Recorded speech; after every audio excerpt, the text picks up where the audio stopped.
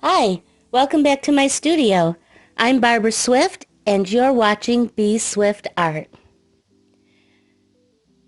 Here's my banana tree so far. The painting of the flower and of the bananas is in parts 1 and part 2. This is part 3. And in this video we're going to paint all these leaves in the background. Got great big huge banana leaves. Some of them are shaggy and are on their way out.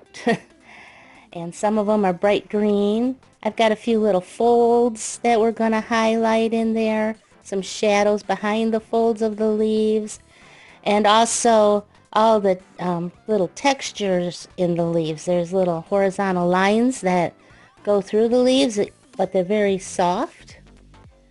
And I'm looking for a good place to start. I like to start in a smaller area. That way I kind of have the feel for it before I go into the bigger areas, and I know exactly what I'm going to do. So let's get our paint puddles ready. Get ready to go. I have some extra lines on here that I'm going to want to get rid of because I don't want them to show through, because we're going to draw our own lines on there. Before we start, let me show you a quick picture of one of the pictures I got of a Pixabay. You can see the texture of the leaves, those little fine lines. That's what I'm talking about. We're going to put them in, and then in some of the darker leaves, you know, they have the lines in there a little bit more prominently. But that's what we're going to be focusing on with this big, huge banana leaf that's behind the blossom itself. It's kind of the focal banana leaf. To put the lines in, I'm just going to use a regular diamond nail file that you use to file your nails. You can use a credit card, a little piece of a credit card. You can use the little plastic tabs on your bags of bread. Those work pretty good. Anything that's a little harder and is thin, so that it's actually going to leave a little indent into the paper. I'm going to use my trusty little favorite brush here. It's a round brush, number 12. I think I probably got it from Hobby Lobby. I use it a lot. It's a good size, and I like how the point is pretty tapered, but it's a little worn out. Start out by erasing some of these lines. And then we're just going to go into the clear water, put clear water everywhere that I want the paint to flow. On second thought, I think I'll use this flat brush that has like an angled tip. It really gets into those little nooks and crannies a little easier, and it's easy to make smooth lines using the side of the brush. And the top of the brush, I just kind of push up to the flower there, the paint, and it's really nice to do that too. So start with a little bit of Viridian, and then this is just yellow on top of the Viridian that's making this really pretty green. So I want to have a kind of mottled, stripy effect. I got some horizontal lines going in here with my nail file. You just don't have to press hard. Just as long as the paint is wet, when you put those lines in, the paint will puddle or pool into those lines. And when it dries, you'll have a little darker line. So just moving on to my next section with the water and then the Viridian, using that same brush. And you see how nice that brush can make lines for you, nice and smooth. You can use the side of the brush or the tip of the brush. So stick that Viridian in there, and I'm leaving some spaces so when I come in I put my yellow, the yellow will be brighter in those areas where I left the white. Just come on in, and I like it to mix a little with the Viridian because now I'm getting 3 colors. I'm getting the yellow, the green, and the green-blue from the Viridian. And that little vein up the middle of the leaf is going to be yellow, and we're going to come back and highlight that after everything's dry. Go in and put a little bit darker. This is the serpentine green. Put my lines in, and they're horizontal. So we gotta be careful to do that because some of the cuts into the leaves are not horizontal, so we don't want to follow them. And a nice little tiny spot here, which is a little bit more shaded because it's underneath that behind the blossom petal, although there is a distance between there. I'm moving my way up, working my smaller spots first. I'm getting a little more confident as I paint, because sometimes the big spots are a little intimidating. But just the clear water, Viridian again. Be careful that little highlight on that blossom. Don't want to cover that up. Put my yellow in, get my greens going with the yellow and Viridian mixed, and then put the lines in. So we're going to continue doing this to all the leaves all the way around the painting. And I got to be careful to get in between the bananas. Those are really tiny spots. So I'm switching to a smaller brush, the number 5 round, because it's got a point on it, and that way I can get in between these little tiny spots that are really, really small. So I'm not even bothering putting the water because I don't want it to get too wet. If I get too wet and I accidentally push that paint onto the painting, well, then I kind of lost my definition. So just doing that wet paint on dry paper in those little tiny spots. So whenever I put the water down first, it's because I want the paint to mix and mingle with all the colors that I'm putting in. It makes a nice soft transition. No definition. But if I want definition, I would go wet paint on dry paper, no water underneath. Or I also do the same thing as when I don't want too much water, like I'm doing here. And I'm just wiping out that little spot. I kind of got a little heavy on the color. Here's another spot. I think I can switch back to that flat brush with the angled chisel tip. And that little tip on there gives me opportunity to paint in the real tight places also. Since there's only a couple on this side, I'm sticking with that brush. I'll go in and draw my lines. And threw in a couple splashes of orange on the edge there while it was still wet, just to look like it's starting to, you know, have a little damage on the edges. You don't want it to be too perfect. You can do whatever you want though. Nothing wrong with that. Do more of the same here, and I'm doing it a little bit darker because it's behind the bananas. And I'm trying to match those lines up with the other side so they look like they are all one big leaf. Now see how when it's drying you can see those lines appearing? That's because all that paint is just sitting in that crevice. And those little curl up edges, I'm putting a little bit of orange in there. They're probably brown in nature, but I always like to put colors that aren't exactly true to nature. Just a little pop of color. I want it to look very tropical, so I'm using all those tropical colors. And we got a little bit more to go on this big leaf on the other side. This is where that little piece curls up and wraps around. So I'm going to put my orange in there. Put the water down first, and then I went ahead and put a little bit of the Viridian on there, but as you can see, orange and that bluish color kind of make a more of a muted color. It's almost kind of muddy, which I'm okay with on this part because, you know, it's got the shadows of the leaf, and this part of the leaf is actually in its process of dying because it's already split and now it's curling up, and eventually it'll all curl up and turn brown. So I'm going to match that, make sure it's the same thing on the other side so it's all conducive with the other side. So it all looks like one leaf. I'll put a little bit of that Viridian in there.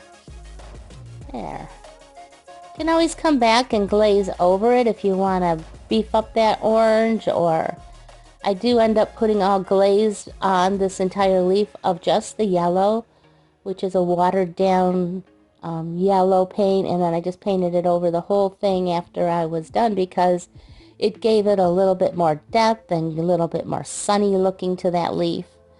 Because it ended up, see, as it's drying, you can really see that blue from the Viridian, which I like, but I also wanted it to be a little bit brighter. So And then there's this leaf in the background of this leaf, but I don't want to make them exactly the same because there will be no definition. It'll just, from afar, it would just look like one big green mass and not two separate leaves. So this one is actually behind the other one, so it's an opportunity to have a little bit of fun. It's in the shadow, so I'm going to make it blue. I'm using the phthalo blue and the dioxazine purple, and just kind of dropping it in and just playing with that wet on wet effect where I can watch those colors blend. There we go. I'm going to put just a dash of green in there. And what I'm going to do now is I'm going to use salt. See, I'm just sprinkling salt. This is Morton kosher salt. You can use table salt, Himalayan salt, but look at that crystally kind of effect that it gives there as it starts to dry. The effect's not totally done working until it's completely dry, so don't touch it. Just let it do its thing. Put your little salt in there. The trick to the salt is that it has to be wet, but not sopping wet. So if you look at it from the side, you'll see like a nice satin finish. That's when you put the salt in. That's a perfect time. Otherwise, the salt just absorbs all the water and it never breaks down into the crystal. It just kind of sits there. And the same thing if it's too dry. If it's too dry, it won't do anything either. It'll just kind of make a dot where you had set it. So, you know, it's about the water. It's about how dry it is. I'm not putting the lines in this one because I'm doing the salt effect, so I don't want too much going on. So I'm going to put plain water down first here, and I'm using that edge of my flat angle brush.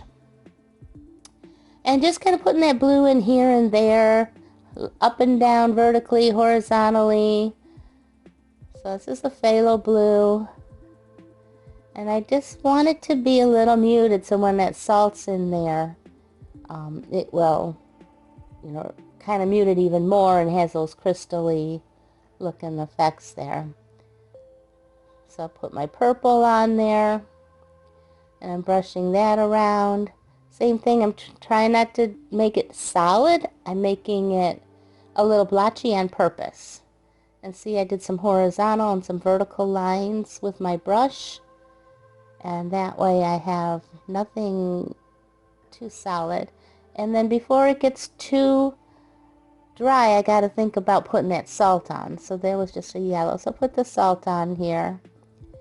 And what I'm trying to do is really, I'm putting less salt here because in that one we did first had a lot of salt. So I'm kind of blending it up to a darker, smoother effect as it gets behind those bananas there. So right on this top one over here is still the leaf, but it is under the stem and it's under the bananas, so it's going to be darker of that section there. So now we're moving on to the stems. Oh no, I'm not. I'm moving on to this leaf. This leaf's half dead already. So here we're just doing the stem of this leaf. And it's kind of flopped over. You know, you can see there's like two sections there. But the stem on one side, I'm just coming back in with that raw umber because it will make a shadow. So on only one side. So first I'm painting yellow, and then I'm putting some green in there. And then I'm going to put my burnt umber in there. Oh, we got a little visitor, little fly visiting us. He thinks it's real. Look at that. So there's my burnt umber. Just on one side. Because remember, the sun in this painting is coming from the right side. And then it's kind of shining up on the bottom of those bananas because the bananas are actually high in the sky. And the sun is lower in the horizon, like maybe the morning sun. And it's just kind of putting a nice soft glow on those bananas. And also on these branches. So go ahead and finish the leaves here. So all the leaves are done the same way except for one leaf that is all brown and yellow. That one's a little shaggy looking. That one's way past its prime. But we're doing them all the same way. Wet water, clear water first, yellow, and then Viridian, and leaving it kind of blotchy. And then I'm going to put a little bit of that phthalo blue, and then we're going to come back with the nail file and draw my lines in there. And here's another one over here. While that's still kind of wet over there, I'm going to come back and finish up these other stems. So these are the stems, you know, to those big leaves. So water, then yellow, then green on the sunny side, leaving some of that yellow peeking through, and then the brown. And I'm going to come back and shade these also, but this is a great opportunity to start those shadows. So I just put a little brown in that corner. And then this is the biggest one here. So this one is in front of the other one, which is kind of darker. So this one I'm going to make a little bit brighter. So water, yellow, with that flat brush. It says that gives me a nice, if I use the side of the brush, I can make a nice smooth line. Put a little bit of the green in there and then the brown. But I'm letting that one underneath it be a little bit darker. So, and I'm making this shadow pretty prominent because there is the shape of that stem to that leaf that's kind of angular. So I'm going to let that line show, and then opportunity to drop in some green where there naturally would be some shadow. And now this is dry, so I can come back and finish this one because it was touching the other.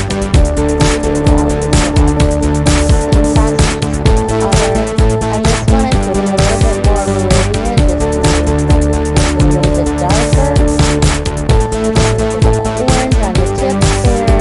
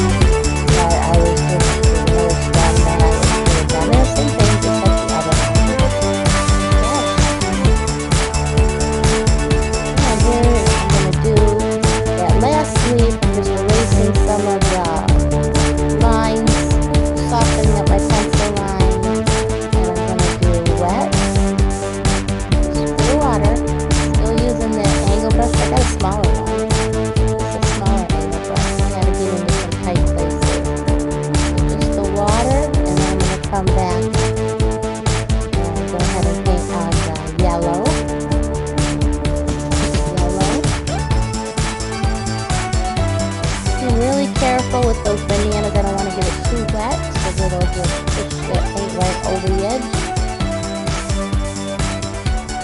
Throw that in with the yellow. And then on this one I'm not going to do the green. I'm just going to go ahead and get my brown. And on those bottoms of those leaves, they're brown, they're dead, they're dried up. So I'm just going to make it just kind of here and there, letting that wet paint blend it in, but put it in dark, bring it up the leaf a little bit, and then just blending it in with water.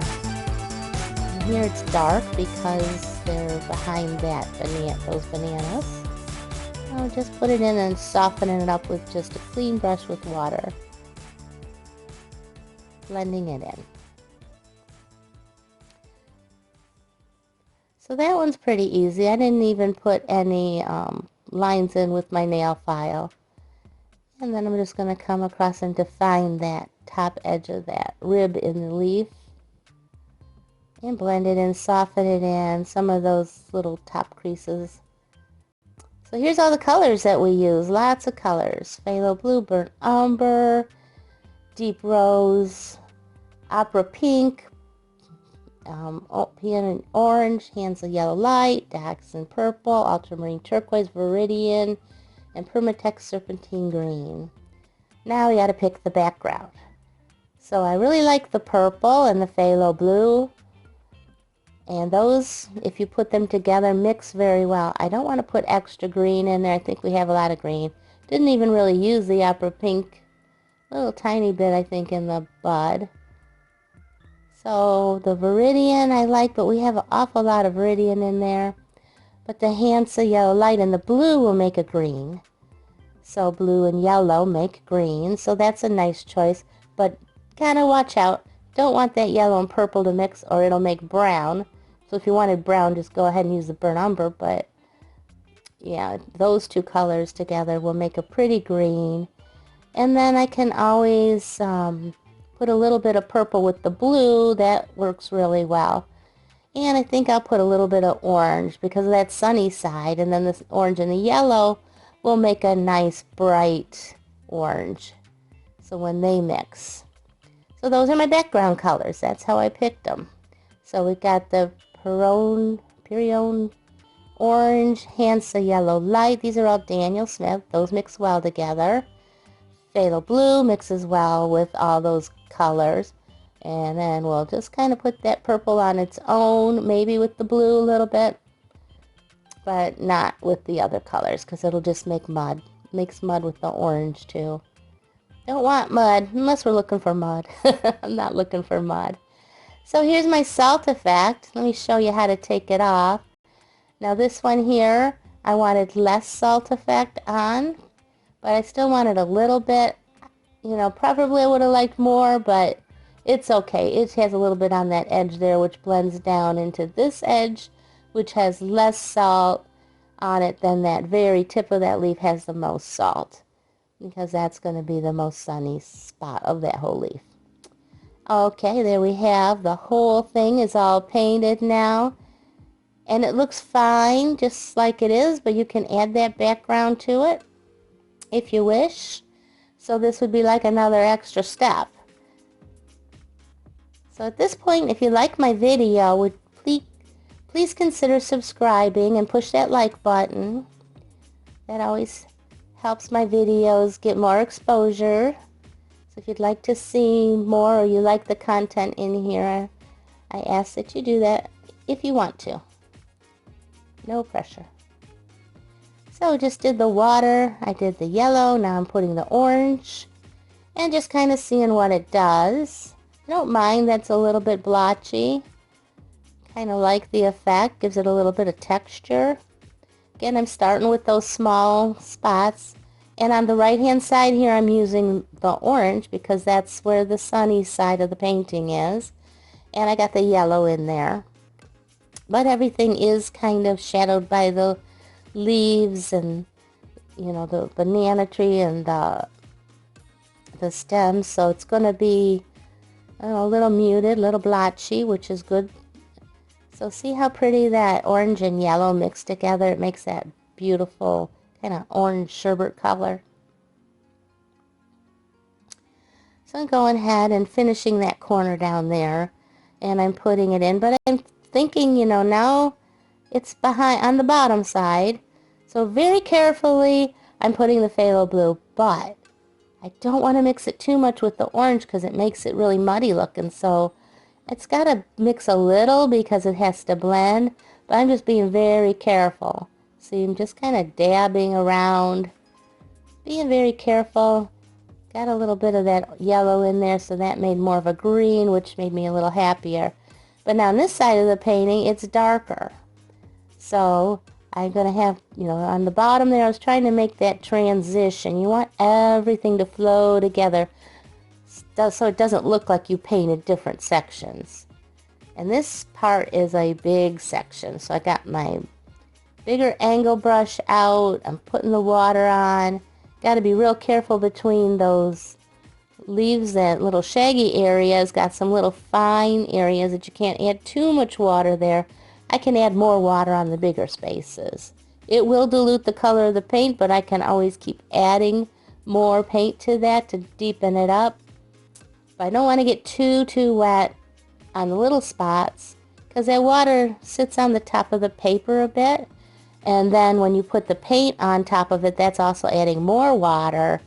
And if you were very careful, that would be fine, but just pushing your paintbrush in that area will push that water onto the dry part because it's so small. It's hard to control. So just gotta be careful of the water there. But on this part, I left it nice and wet, and I'm going in with my favorite color, that dioxin purple. And we're also, see how it's, I'm just kind of keep adding water, and then coming back and putting paint. Because I want to keep that leading edge that's going up to that shaggy leaf wet. This is called a continuous wash. So I'm going to go ahead, and then that's nice and wet. So I'm adding a little bit more water. There's a little bit of paint on my brush, but it doesn't matter because I'm going to put paint on.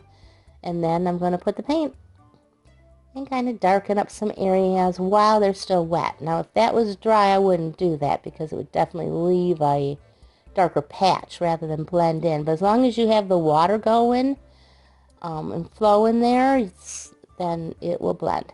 So see, I'm just re-wetting this. It's still damp, but it's not wet enough. So I'm very carefully just putting a little bit of water on there, then bringing my paint up into it. And I'm using the purple because it's more shadow. So those leaves need a little bit of dark behind them, and that makes them pop too. So just keeping that area wet up there because I'm getting to it, but I'm not there yet. Just carefully putting that purple in there. Trying to make this part even just because it's easier for me to do. And it'll look good because I got a little bonus I'm going to show you in the end. And this will all make sense why I didn't go ahead and put a whole bunch of color in there. And I'll show you why at the end. And it's just another thing that you can do to make your painting pop. So I'm going in with my little tiny brush, my little round brush, using the tip of that brush. So now I have purple. On the other side, I'm going to do purple so that it blends in. But I'm thinking ahead because now I have to make the painting on the top here. We're getting towards the top. So this is upside down, but we're working on the left corner of the top. So I got to think about the other side. So the other side I have orange, and you know, I'm kind of thinking now about how am I going to blend this and make it all look uniform so that it doesn't look like I have a patchwork quilt going on. So just keeping that in mind. I'm putting the purple in because the purple is what's on the other side, and now I'm putting in some blue. I want to leave that purple because I don't want to put too much blue because I didn't put any blue on the other side. So on this side, I'm doing the water and then the blue to blend that in with the blue that I put on the other side of that stem. And then I got purple on the other side of that leaf, so I'm putting the purple here. So now you can see I'm transitioning more to the blue and less purple, but I have to make the purple make sense in the blue, and both sides of the branch. So I have to put a little bit in there. So now I have to transition this blue, which is mostly all blue now on this side of the leaf, very little purple. Just put a dab of purple in there just to help blend it in, but it's primarily blue. Now see how nice and smooth that gets if you put the water down and then put the paint on top of that. It all blends so softly. So you can see that orange is over there. This is the lighter side of the painting, so I'm going to go ahead and put the orange in. Now see there, I put just a tad bit too much water, and you can see how it went over the top of my branch just a little bit. It'll be okay, because I'm going to put some shadows in, and it'll all blend. So over here, the same thing, water, then orange, and I did it again. Okay, so there's my transition. So you can see the blue on the bottom right into the purple. And here's my bonus. We're going to add another layer of leaves. And we're just going to go right on over the dried wash that's underneath. I'm just going to put a stem in right here. You can see how it's deepening it up. I'm just using the purple and the blue, but more watered down. On the dry paper, so wet on dry.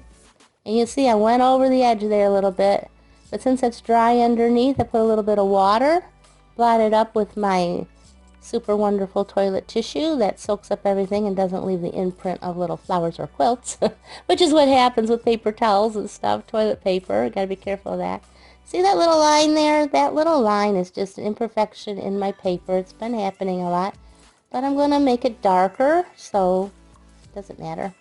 So here I'm just putting the shape of another big huge leaf in there, and I'm going ahead and putting this glaze over the top of the rest of the background. So this is what it's called, glazing. It's watered down paint, and you can use a different color if you wanted to. For here we're just using the same two colors, the blue, phthalo blue, dioxazine purple.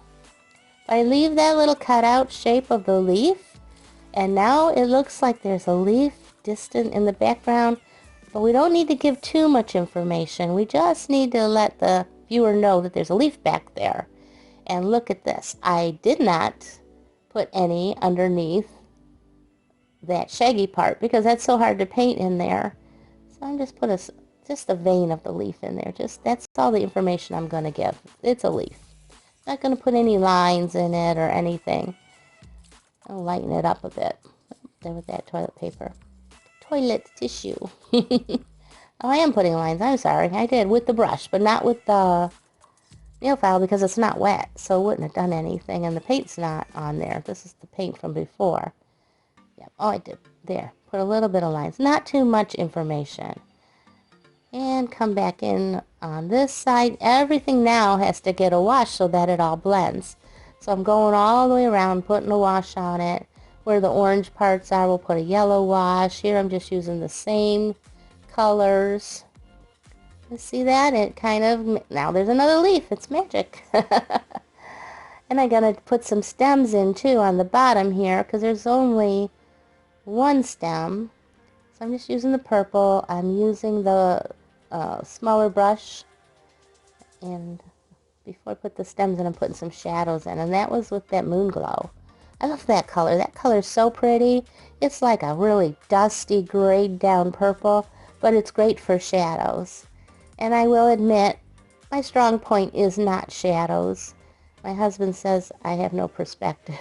I have a little bit, but that's, you know, kind of my style. It kind of makes my things less realistic. You know, look at Picasso. He has no perspective. I know, I'm not Picasso. Anyway, I'm just put some shadows in here and there where I kind of know they would be.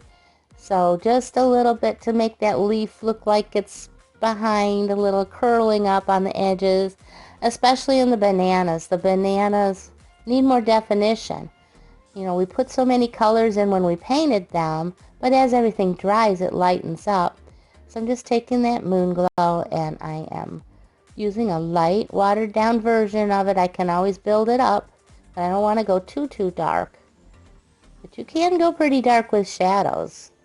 But I don't want my bananas to look purple. So I'm just kind of outlining them where they're behind and where, you know, they're touching a banana next to it to kind of give that rounded look. And I'm just painting them in. Painting in those behind ones a little bit too. So put them in the shadow. And it's a little darker as it comes around the side. And in the front, it's a little brighter.